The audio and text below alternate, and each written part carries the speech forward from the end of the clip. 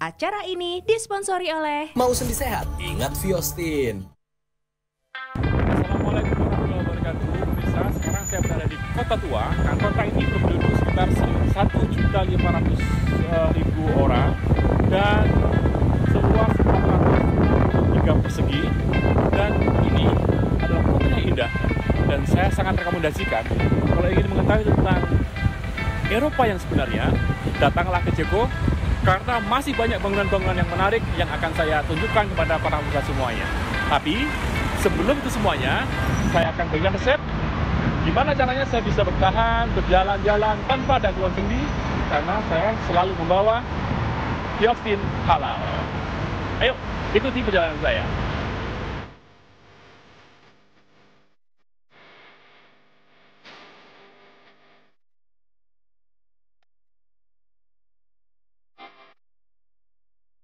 Sejak tahun 2004, Praha ditetapkan sebagai wilayah metropolitan berdasarkan Eurostat.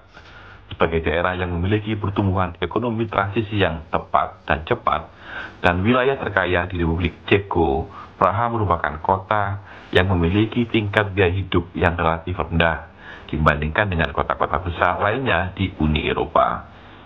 Pada tahun 2010, survei Mesem menempatkan Praha pada posisi ke-70 sebagai kota yang terus meningkat tingkat kualitas hidupnya dan tercatat di wilayah Eropa Timur. Tidak dapat dipungkiri, Praha dikenal sebagai kota yang paling cantik di Eropa, pusat kota yang bersejarah, dan Kastel Praha atau bahasa Inggrisnya Prague Castle atau bahasa Cekonya Pražský hrad adalah kompleks kastel terbesar di dunia dan juga merupakan bangunan yang dilindungi oleh UNESCO. Memang ketika kita di sini seakan-akan kita larut di dalam kisah komik Tintin. Walaupun negara ini masuk di dalam Uni Eropa, tetapi dia menggunakan mata uang sendiri yaitu koruna Ceko, yang tentu membuat menjadi problem bagi para pengunjung yang memiliki rute Uni Eropa, karena uang euro kita tidak laku di negeri ini. Karena tidak semua tenan atau pertokoan menerima uang euro, hanya berada di wilayah turis saja yang menggunakan atau menerapkan sistem pembayaran ganda, yaitu menggunakan koruna Ceko dan euro. Masalahnya, ketika kita berbelanja di wilayah turis, maka jika dikuruskan, nilai harganya sama dengan negara-negara Uni Eropa yang lain. Tetapi kalau kita berbelanja di daerah non-turis, kita akan mendapatkan barang yang relatif lebih murah daripada negara-negara yang ada di Uni Eropa. Sementara, kurs Rp1 Indonesia sama dengan 0,0014 koruna Ceko.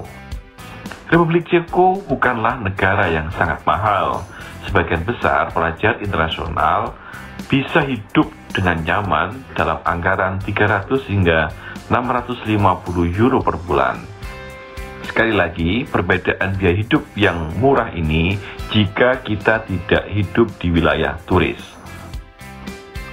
Negara ini dulu sempat bernama Cekoslovakia, yaitu gabungan dari Ceko dan Slovakia, dan akhirnya menjadi negara sendiri.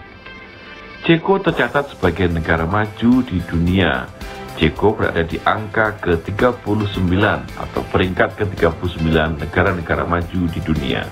Negara yang tidak punya garis pantai itu mempunyai kualitas hidup masyarakat yang tinggi. Demikian pula tingkat kesejahteraan masyarakat yang dijamin oleh negara. Pemirsa, kalau kita ingin melihat wajah Eropa klasik yang asli, saya sarankan untuk pergi ke kota Praha ini, karena masih banyak kastel dan juga bangunan-bangunan lama yang tertata apik yang membuat mata kita tak lelah memandang.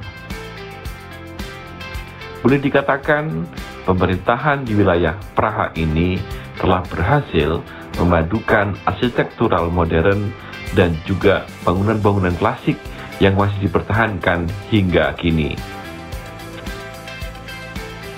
Jangan ragu untuk berkunjung ke kota Praha di Ceko ini, karena negeri ini termasuk dalam kategori aman versi penilaian media di berbagai negara di Uni Eropa. Dan masalah bahasa tidak menjadi permasalahan besar. Walaupun bahasa resmi Republik Ceko adalah bahasa Ceko, Anda tidak perlu khawatir untuk datang ke negeri tersebut tanpa pengetahuan bahasa sebelumnya, karena Anda tidak akan mengalami masalah dalam berkomunikasi dalam bahasa Inggris di sebagian besar kota, dan banyak juga orang Ceko menguasai bahasa Jerman dan Rusia. Ibu kota Ceko ini juga dikenal sebagai kota 100 menara, karena kita akan sering melihat kastel-kastel yang bermenara tinggi di berbagai sudut di kota Praha ini. Menara-menara ini sampai sekarang masih menjulang kokoh. Walaupun sudah banyak yang beralih fungsi, tidak menjadi tempat yang sebenarnya. Banyak di antaranya dijadikan kafe, museum, atau tempat penjualan toko-toko souvenir. Melihat bangunan-bangunan seperti ini, saya jadi teringat dengan kota lama Surabaya. Andaikan saja kota lama Surabaya bisa dioptimalkan, pasti akan bisa menghasilkan devisa buat kota Surabaya dan mendatangkan wisatawan luar negeri yang bisa menambah devisa negara.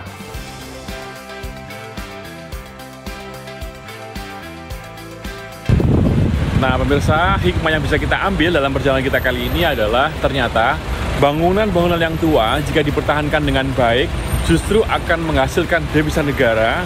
Banyak turis yang datang untuk melihat keunikan dan keaslian dari sebuah bangunan dan bisa meningkatkan ekonomi masyarakat daerah tersebut. Bisa jadi kota tua yang ada di Surabaya atau mungkin di Semarang ataupun di Jakarta bisa menjadi objek wisata yang juga menarik bagi wisatawan luar negeri.